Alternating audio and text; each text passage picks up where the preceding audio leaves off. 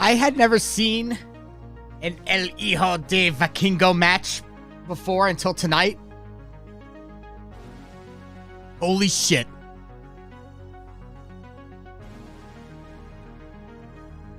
Episode 57, people. Let's do it. Hello. And greetings to all. Episode 57, Smells Like Wrasslin podcast here on YouTube. Man, lots of wrestling stuff to talk about. That was a crazy match tonight. I saw shit tonight that I've never seen before. Like, I don't know, maybe if I watched more, AAA wrestling, I would see it, but like, that was wild. Tonight was a pretty good Dynamite. I actually, you know what I noticed tonight?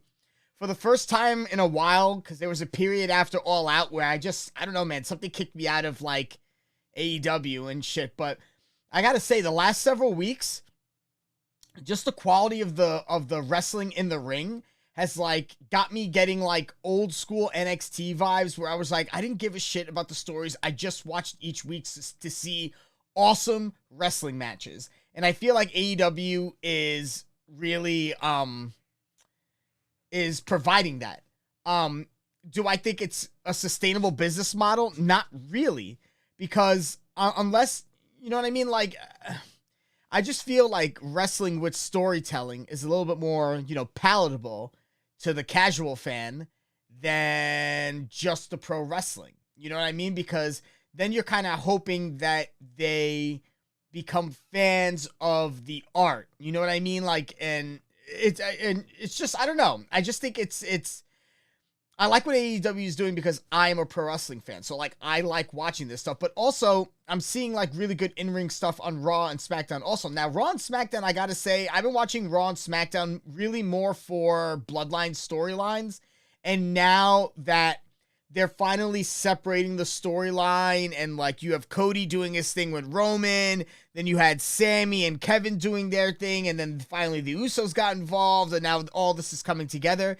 Like, there's just more storylines that I'm interested in on a week-in, week-out basis, but AEW, I think, has the better in-ring product right now. I mean, just look at tonight with the Kenny Omega match. It was fucking awesome. We got a question in the chat from Josh. He says, Hobbs is the champion. Nice to see that happen. Any thoughts on his next move? I mean, they need to establish the TBS title. Like, it needs to, like, it's been playing, the second Cody left the TNT title has been all out of flux. So, they had like, it was going back and forth between like Sammy and Cody, and then Cody left and it finally went to Sammy, and then it was with I don't, it just got crazy to the point where I was like, whatever was going on with the TNT title, I wasn't necessarily invested in. I was excited when Darby won it in his hometown, but then they just had him lose it like the next week, so it was just like, it was weird. But my hope is that Hobbs has a monster reign. You know what I mean? They should build really good storylines around Hobbs against all these plucky baby faces that they want to start building up, and they should have awesome matches with Hobbs, but in the end, Hobbs is a powerhouse, and he overpowers them, and that should be his claim to fame. Hobbs' claim to fame should be that he's a goddamn powerhouse. He's a gigantic, muscular dude. Like, that should be his claim to fame. So what should be happening is, he should be fighting guys that are in the lower mid card that you want to see do big things. You know what I mean? You don't want to have him beat like too many like top guys. I mean, right now, like, it kind of seems like they're trying to position Ricky Starks into like the upper, I would always say he was like upper mid card, but I guess like they're trying to put him in like the upper card scene right now. So like, there is a story between the two of them. They never actually fought for a title. No, actually they did. I think they fought for like the FTW title, if you want to count that. But there's a story to be told with Ricky Starks and Hobbs. It gives Ricky a chance to win gold, but I feel like that should be the end game for Hobbs. Like, I think eventually, it's obvious that MJF is going to have the title for a very long time. I expect him to have this title through All Out, through Full Gear, probably into next year's Revolution. If I'm being honest. So, you can't say like, oh, they're going to make Ricky, the AEW champ. I don't think it's going to happen. So I think Hobbs should beat guys like, let's see. Who are good, like, mid-card guys that everyone wants to see, like, do something? In AEW, that's kind of tough. There's such a big divide, I think. Orange Cassidy already has a belt. Kip Sabian's a heel, unless you turn him face. You got to feed him a whole bunch of baby faces. Baby faces in the mid-card. It seems like they're trying to position Jungle Boy in like that upper card also. Now, you can't do Orange. Orange has the international title, I don't think he's going to be going for that TNT belt I don't think he's going to be going for any other belt for quite some time. They should have like a Konosuke Takeshita fight Powerhouse Hobbs and put on a fucking awesome match, and then Hobbs ends up beating him like for the belt, Like, have Takeshita have some really awesome matches against guys like Butcher and Kip Sabian, and have him beat all those guys to build himself up to getting a title match with Hobbs, and then Hobbs beats him. Who else would be good?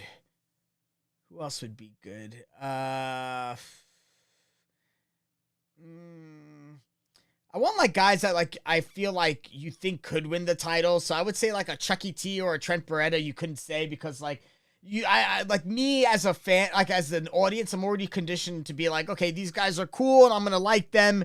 They're gonna win a couple of times, but they're never gonna win like big matches. I don't know. That's a good question. My rule is if you're going to book a champion, you should have at least 3 challengers set up for him that are decent matches, that you're not scraping bottom of the barrel matches. I feel like there always needs to be an Act 1, an Act 2, and an Act 3 to every sort of championship title reign. And whoever you put in the middle, I think is fair game. But like the Act 1 should be like the first challenger and the first guy who's a legit threat to the guy's title reign. This puts the champion under adversity. Champion beats him. Second one is like a long stand.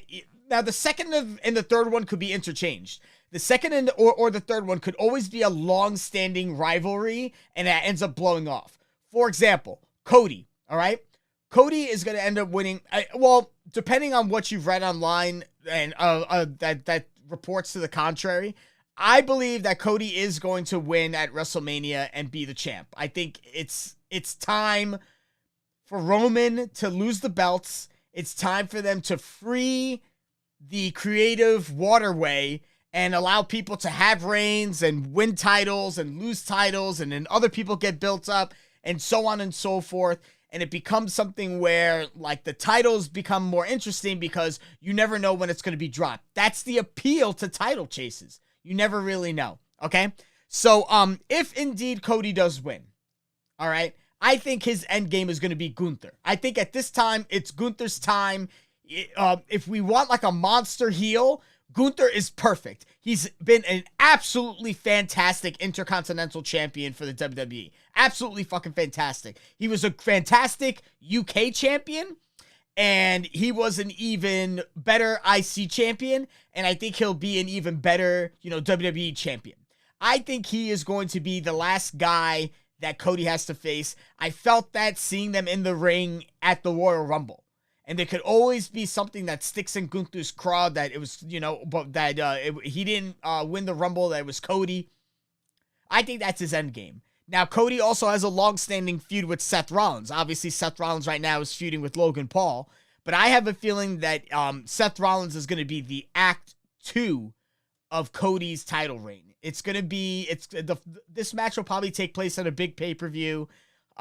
Maybe a Survivor Series or Royal Rumble, and then Act 3 is and then like Act 1 is like just someone who you feel would be like a good first challenger for Cody, something to set it up. A guy that's good on the mic, good in the ring, has a decent amount of wins. I think Cody's his part 1 is going to be LA Knight.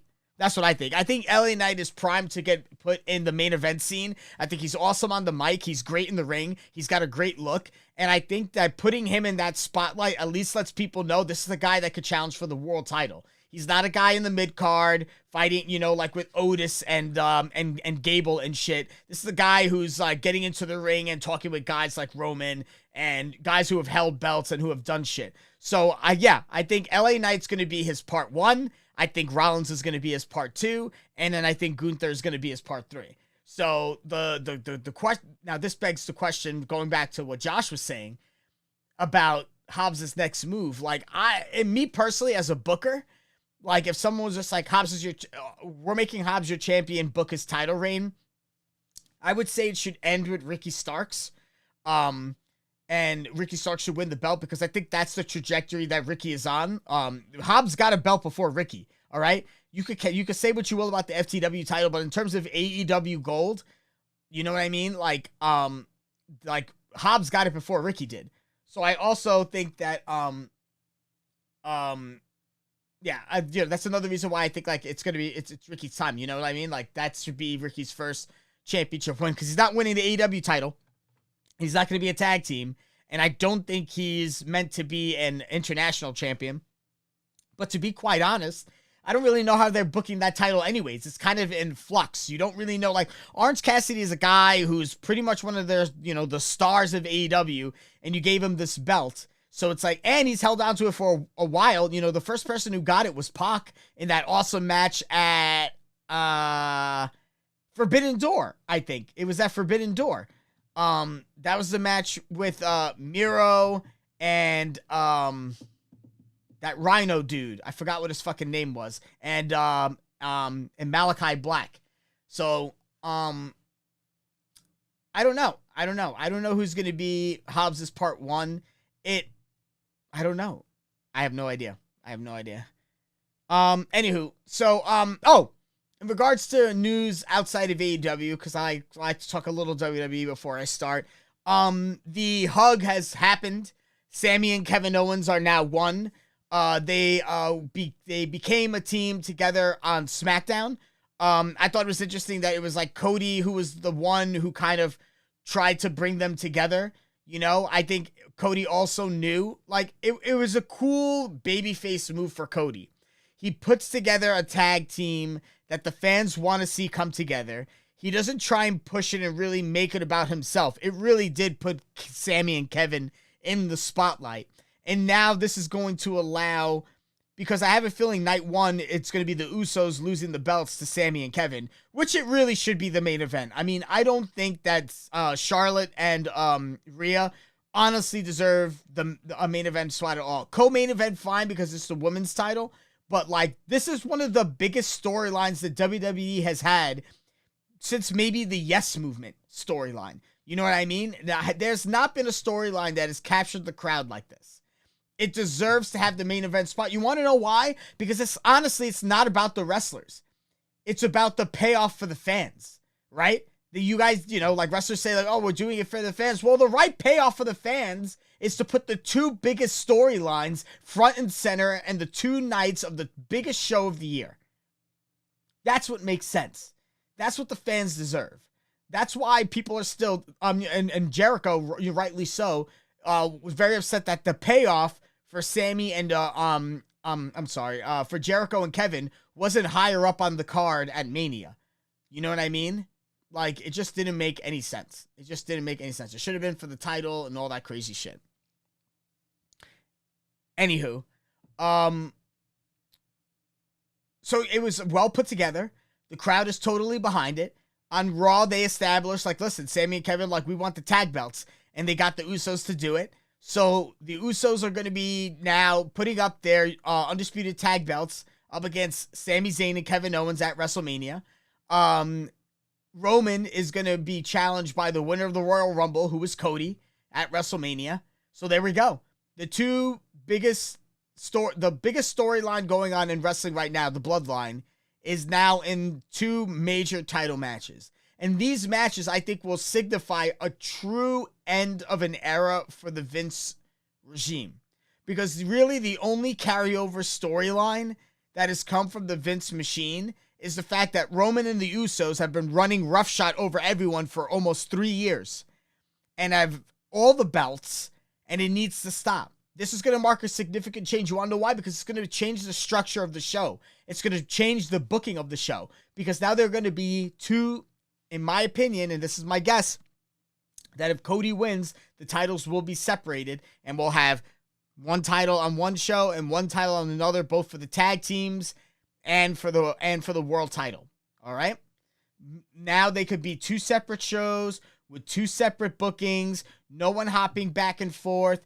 The draft, the actual draft means something because guys don't go from one show to another, and we're back to some sort of stability when it comes to booking.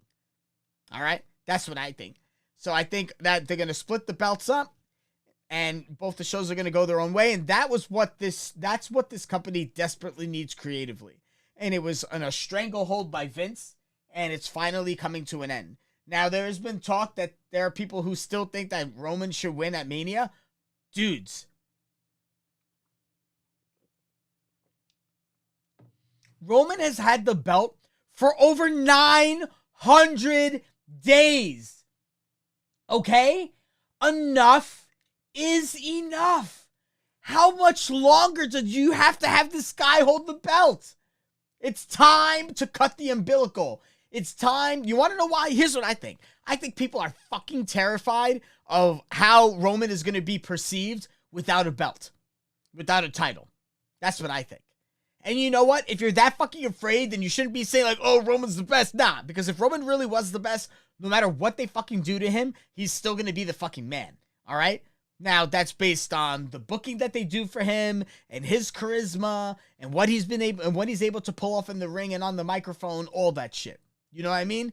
But like, it's time. Enough. Cody needs to win at Mania, finishes the story. That's it. This company just needs they need a babyface who's on level with the heel power of Roman. That right now is Cody. The crowd loves him. They do the, whoa, the whole thing. They love the guy. Let's go. It's Cody time. Let him do his thing. He'll probably hold on to the belt for like maybe a year. Have him drop it at Mania to Gunther, and it'd be a big thing. Yeah, have him drop it to Mania at Gunther. Yeah, have him drop it at Mania. Have Gunther win either like have Gunther win Money in the Bank. Because it looks like he's gonna lose the IC belt at Mania. I honestly think it should go to Sheamus. And another thing, it really should have just been Sheamus versus Gunther rematch. You know what I mean? And like now they threw Drew McIntyre in it. I'm like, Drew didn't even need to be in it. All right. Gunther and Sheamus had an awesome match at Clash of the Castle. This is a great sequel to that. And it caps off the story of Sheamus winning the IC belt. You know what I mean? And like the one belt that he's never held. You know what I'm talking about? But it's like, you know, like I need to see, like, I don't think Drew had to be in that match. And to be honest, like Drew didn't even need to be in Mania. I didn't really see any place for him. But they're going to make it a triple threat match. And it'll probably be good. I mean, it's going to be three of the biggest guys in the WWE beating the absolute fucking shit out of one another. So it's, oh, they'll protect Gunther from taking the pin. Yeah, that, you know what? Royal, you're 100% right. You're 100% right. Gunther drops the belt. He doesn't get pinned. He could say his claim to fame is that he hasn't been pinned, and he could keep on being unpinned until Mania of next year. And then that's a guy that you've built up over a year while Cody's beating guys like Rollins and doing all this good shit and beating guys like LA Knight or whatever. And then finally at Mania, Gunther comes in, never been pinned, current Money in the Bank winner, challenges Cody. Cody's had this awesome run, but it's time for him to lose to the gigantic foreigner. And that's how it goes. And then Gunther goes on a monster run, and you set him up for a big-time babyface to go and beat him. You know what? Probably around that time, they're going to be pushing probably Montez Ford in the singles realm. And then have Montez Ford beat Gunther for the world title. You know what I mean? Like, that would be crazy. Yeah, Gunther and Cody, both undefeated. They're the two most... This is how it's always supposed to be. Usually, the main belt is against two of the best guys in the company. You have Gunther not losing. You have Cody not losing. After a while, these two freight trains are going to have to collide. Like, that's the appeal.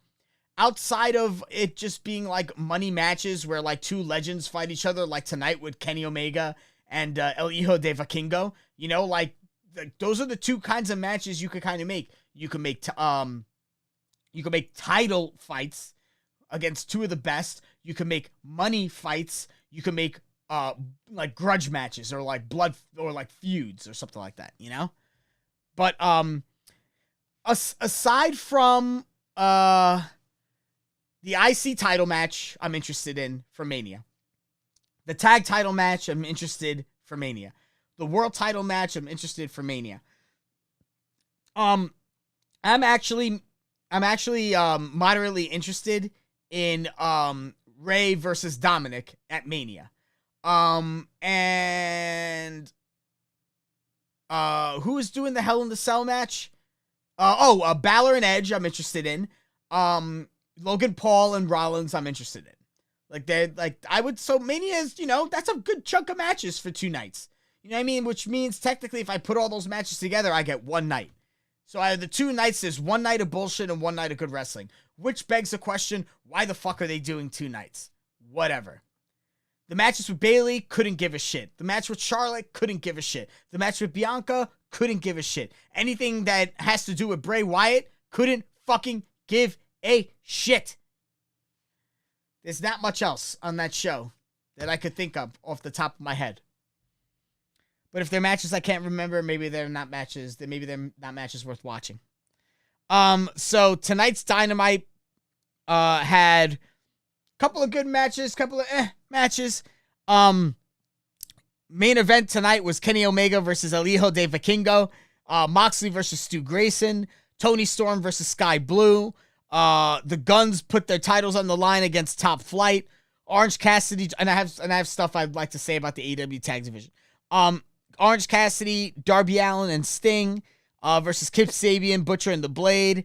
I think they said this match was put together on the house show circuit that they're doing. So they're going to set up matches for Dynamite on the house show circuit, which I guess is kind of like their way of making it like, hey, watch this and you'll see cool matches, and stuff has to do with the television show. Hook versus Stokely Hathaway in a match I couldn't give a shit about. And I think that was it for tonight. So, let's start the review. So, the show starts with Hangman Adam Page is backstage, by an ambulance, and apparently, before the show started, someone assaulted the Young Bucks, Matt and Nick Jackson, and beat the shit out of him, and now they're going to the hospital. You see Nick Jackson on a stretcher, you see, Brandon Cutler there, you see Omega there, you see Don Callis, Brandon Cutler goes in the in the ambulance. You could kind of see like Omega like not sure whether or not he wants to go. You kind of see Don Callis being like, "Don't worry about it." He's all conflicted. Hangman gets into the ambulance and goes with the Bucks. Omega stays behind. This cuts into the in-ring action. This is Sting versus Darby Allin. And I'm sorry, Sting and Darby Allin and the AEW International Champion Orange Cassidy defeat the Butcher, the Blade, and Kip Sabian. Sting actually just celebrated his 64th birthday this week, so happy birthday to the Stinger. This was so, Sting matches are always fun matches. You know what I mean? Sting gets to do his shtick. Darby is great doing all like the modern day stuff. Orange Cassidy was there to do a little bit of his comedy and a little bit of lucha. It was a fun match. Sting, Darby Allin, and Orange Cassidy come away with the win. And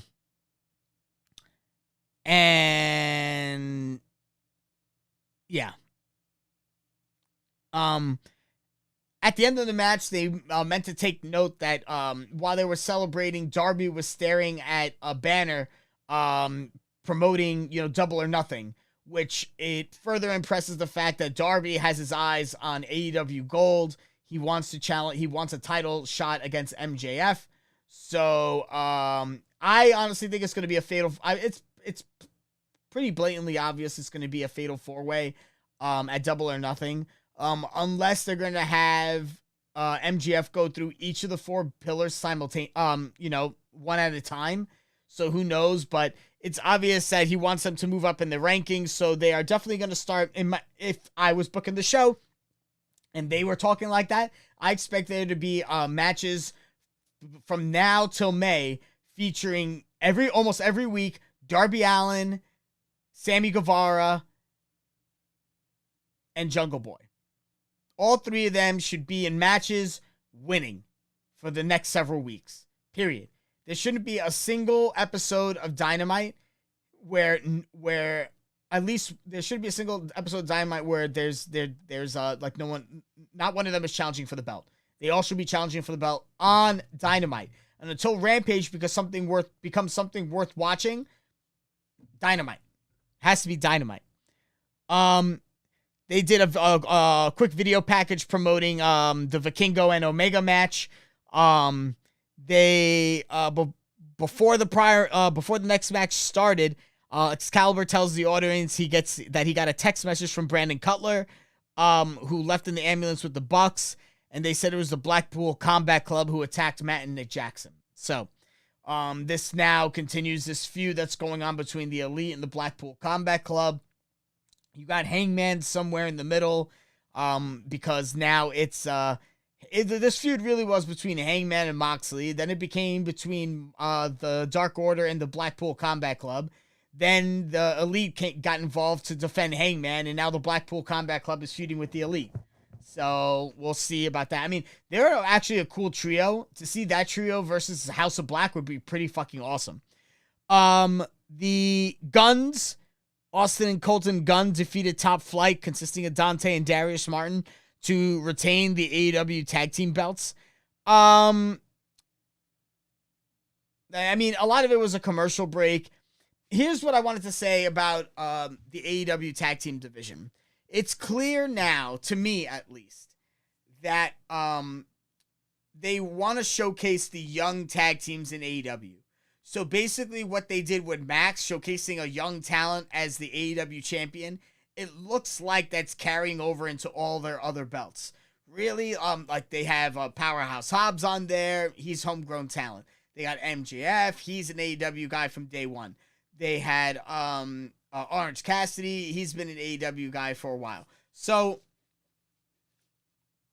it seems like now they want to showcase the young tag team division. They want to showcase not the guys who are established, but these young tag teams who they want to start pushing as like real threats and contenders to like the title at a later point in time. So Top Flight was always going to be a tag team that was going to be in contention for tag belts. I'm pretty sure they got 1 or 2 tag title matches in the past. But, seeing the Guns fight against Top Flight, I'm like, all right, so I kind of see what they're doing now. And it's going to take time. Like, you need to have these young guys out there doing stuff every once in a while. I think most of the young guys deserve to be on Dark and Elevation, but some of the guys who are a little bit more crisper on the mic and in the ring, like, you got to give them some television time. You got to start building storylines for them. You got to start building their legacies. You have to start building their characters. And for them to be characters, they have to have some sort of history. And for them to have history, they have to have matches. And for them to have matches that are worthwhile, you're going to have to start booking matches and booking storylines for them. So it looks like this is the time for the Guns. Now, what happened after the match, obviously, the Guns win because no way they're losing to Top Flight, like, right off the get. But when the match was over, the Kingdom got involved with Top Flight. It looks like this is carrying over a feud that's from Ring of Honor. So I guess like the Kingdom and Top Flight are going to be feuding on Ring of Honor.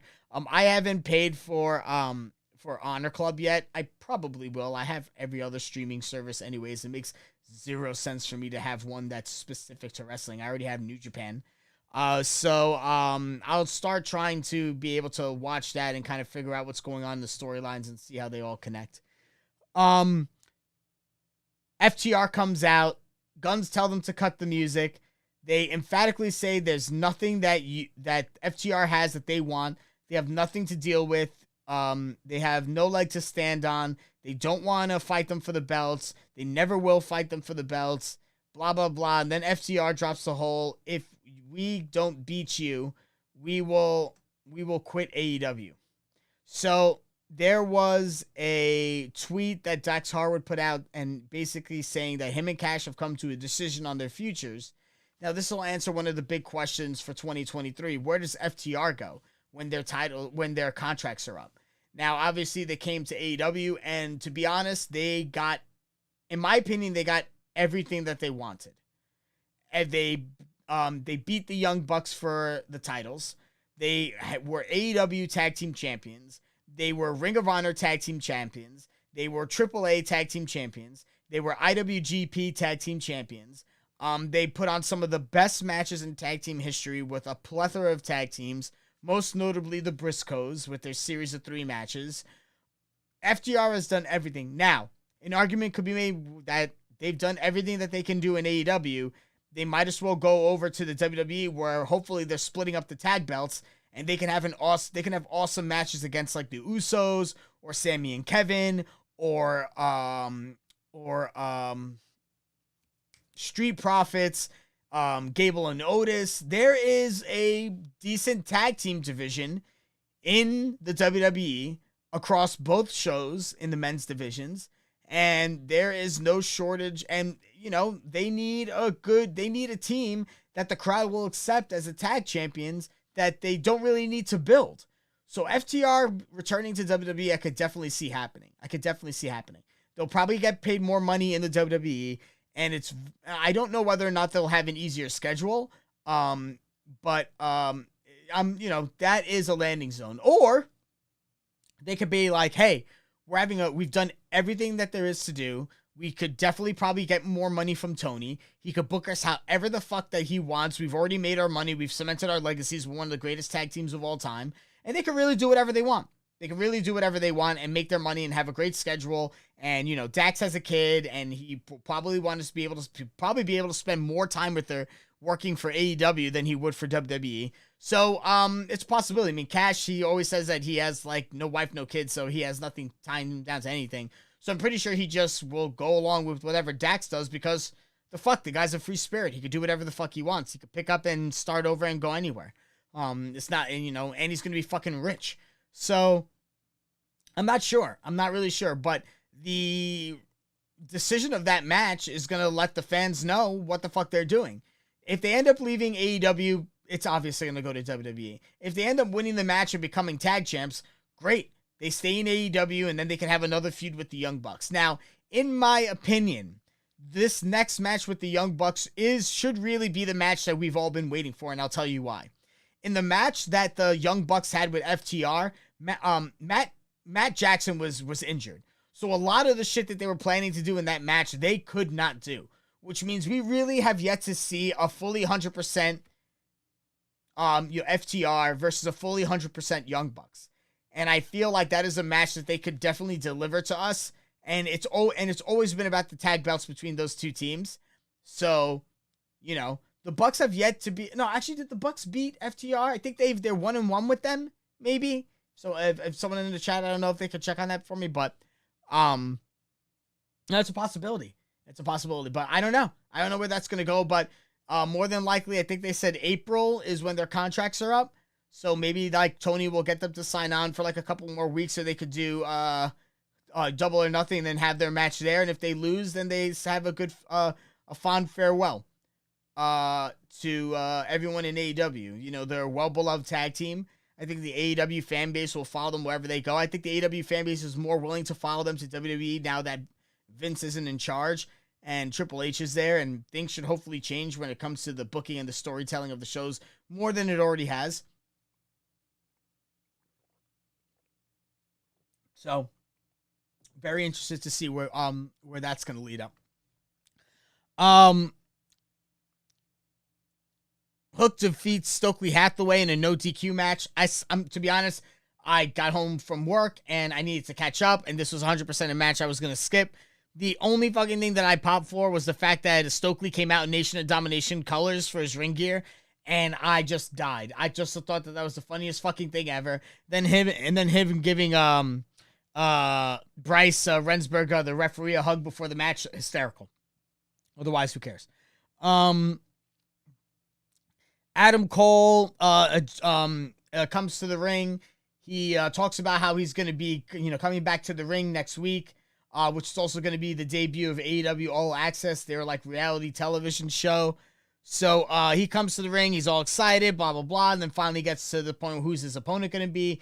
Daniel Garcia's music hits. He comes out, basically touts all the things that he's done while Adam Cole was away. I mean, Daniel Garcia's beat some pretty notable people. He beat Bryan Danielson. He beat Brody King. He's beat a bunch of notable people in AEW. And, he was wondering where his respect was from Adam Cole. And Adam Cole's basically like, hey, next week is going to be a statement. And you want to fight me? Good. And you're going to see why I'm the best. And when I come into this ring, all I have to do is ring the bell. And that's all I need. I don't need to list the accolades. I'm Adam Cole, baby. So next week, Adam Cole's return match is going to be against Daniel Garcia. So we see what happens. Yeah. I mean, Daniel Garcia is great in the ring. I thought it was a decent promo. Adam Cole's got to fight somebody. So there you go. Adam Cole's going to fight Daniel Garcia. It's what he does after Garcia that I'm more interested in. Like, what are you going to do with Adam Cole? Like, he comes out to a big pop. It's obvious it's a big deal. They put him on TV like he's a big deal. What do you do with guys who are big deals? You put them in big deal feuds or you put them in big deal title matches? Is Adam Cole going to defeat Orange Cassidy for the international belt? I don't think he's beating Hobbs for the TNT title. He's not beating MJF. It could be another guy that MJF fights and beats on the way to the top, but I don't necessarily know if you want to do that with Adam Cole, him coming back after such a long hiatus. Alex Marvez is backstage trying to get some sort of interview done with Don Callis and Kenny Omega. He's there. He's asking them about what's going on with the Young Bucks. Don Callis asks, he's like trying to figure out what's going on with Omega because Omega was obviously disturbed about what happened, trying to keep him focused. And Don was basically like, hey, this is the best thing that can happen to you. You could focus on yourself. You have a one-on-one match. No more trios, no more tag teams. You are the god of pro wrestling. You're going to be fighting Vikingo tonight. This is what it's all about. This is what you got to do. The Bucks are going to be fine. Sure, they'll probably be on the shelf for a while, but at least they're not dead. You're going to be okay. So it seems like Callis is, again, trying to put a wedge between Omega and the Bucks. Honestly, I guess this is going to come back to the Elite, because the Elite really stopped being the Elite once Don Callis got involved. So, I wonder what's going to happen. I mean, obviously, this should be them reuniting, but, like, what's going on between them and the Blackpool Combat Club? Blackpool Combat Club is a team of 3. The Elite would be a team of 4. Is someone going to join the Blackpool Combat Club somewhere down the line? Does Danielson come back? Like, I don't know. I don't know what's going on. But this is definitely continuing the feud with these teams, and it continued more after at the end of the show, but whatever. Moxley defeats Stu Grayson. It was kind of a little rough going in the beginning. It felt like they didn't have the right timing with one another. They're trying to portray Grayson as like a hard-hitting brawler, just like Mox, like just a little bit more lighter and ferocious. Mox is still Mox, so they kind of started getting on the same page a little bit later into the match, but again, no way Stu Grayson was beating Jon Moxley. Jon Moxley wins. They continue the beatdown. And then that was it. He beat the shit out of him. The end. He hit him with an Avalanche Death Rider. Renee Paquette's backstage with Ricky Starks. Ricky kept it quick and to the point. He's issuing a challenge to Juice Robinson on Rampage. Because Juice has been like attacking him and they're doing this whole back and forth. So Ricky's like, enough, let's fight one-on-one. Good. Let him fight Juice. Let him beat Juice. Obviously, this is building to something to what I don't know, possibly him beating Powerhouse Hobbs later down the line for the TNT belt. Because Hobbs could hold on to the belt until Double or Nothing. And you have to remember, like, the title reigns are going to work a little bit differently with AEW because their big shows, their payoffs to a lot of their storylines don't necessarily happen on Dynamite. They normally happen on the pay-per-views. But the pay-per-views are 3-4 months out. So, like, it just feels like guys hold titles a lot longer because the pay-per-views are so spread out. Whereas in WWE, they have these, like, little mini or quarter season finales when it comes to storylines. But, like, it's obvious that some of these pay-per-views now are just, like, middle movies. You know what I mean? They're the... You know what I mean? They're like the movie... They're like the Age of Ultron. You know what I mean? They're in the whole Avengers series. They're not the first, but they're kind of like the middle.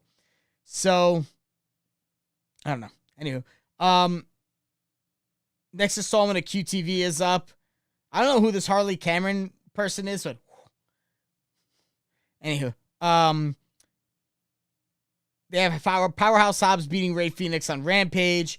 I like this whole kind of QTV is a TMZ kind of deal. I like that for QT. I like that for Hobbs. I like that this is an ongoing thing. I would have gone another way with Hobbs. I would have made it more about the book of Hobbs, and he would have been standing solo and not with other people. Excuse me. So, yeah. But,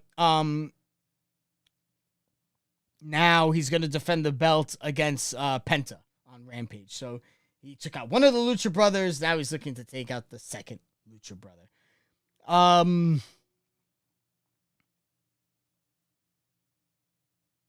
Tony Storm beats Sky Blue. I skipped this match because the stuff that's going on with the Outsiders is fucking dumb. Doctors are backstage with Stu Grayson, and the Blackpool Combat Club show up and beat the crap out of him. Kenny Omega, in a dream match, defeats the current AAA Mega Champion El Hijo de Vikingo in one of the craziest fucking matches I've ever seen in my entire life. This was a fantastic match. I'd never seen Vikingo wrestle before. This is my first time being introduced to him. This guy is a maniac. He did things that I've never seen done in the ring, and it was insanity. It was insanity. Omega was the perfect challenger for him because Omega's a fucking god. And it ended with Omega hitting him with the one-winged angel to win the match. Omega gets attacked by the Blackpool Combat Club. Hangman comes back with the ambulance to make the save.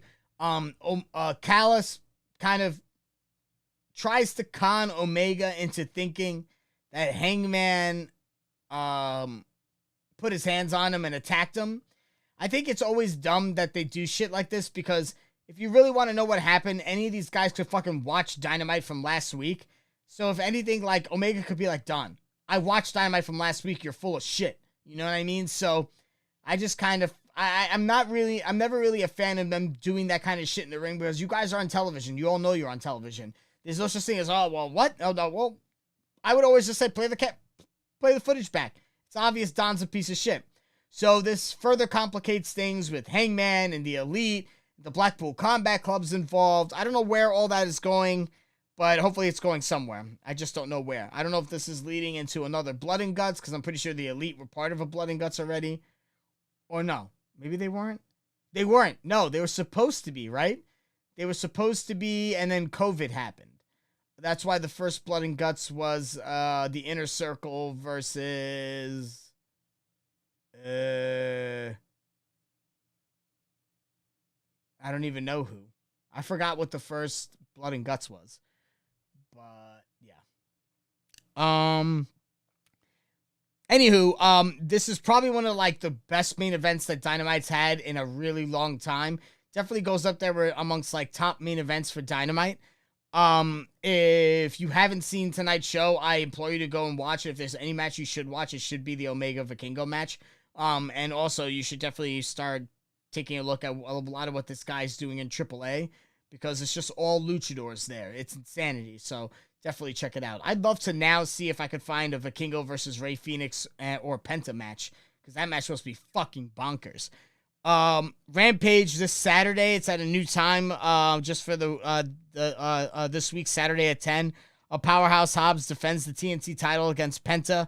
Ricky Starks, you're going to hear from Ricky Starks, who's challenged Juice Robinson. So who knows if they're even going to fight on Rampage. Maybe they're just going to set up the match for Dynamite. Who knows? Taya Valkyrie versus Layla Gray, continuing this whole feud that she's beginning with Jade. I mean, like, you're going to have Taya lose to Jade already. It's just like, why are you going to bring in people, feed them directly to Jade for Jade to beat them? You know, like, it just kind of just devalues them right off the bat. They should be fighting like someone in the division who's already established, like a Diamante or like a, you know who she should be fighting off the bat? She should be fighting fucking Nyla Rose, but whatever. Brody King versus Jake Hager in a big meaty men match.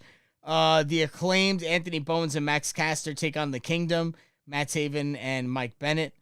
Dynamite next week. The main match is going to be Adam Cole returns to the ring after his 9-month hiatus to fight Daniel Garcia. And that is how we say that. Guys, another episode in the books. I honestly didn't think I was going to make it. I was going to finish this in less than an hour, but I did. Hooray for me. I have work early in the morning anyways, so I don't want to be up too late tonight. Probably going to go to sleep right after this. Oh no, I got to watch Snowfall. Gotta find out what's going on with Franklin. Anywho, thanks for tuning in tonight. Appreciate you guys supporting Josh and Royal in the chat. Thank you as always. Next week, the return of Adam Cole. We'll see how that match goes. We'll see what plans they have in store for Adam Cole. We should have more updates on storylines heading into Mania, because both SmackDown and Raw would have already occurred by the next time we meet. So once again, I want to thank you all for tuning in. And I will see you next week. Take care.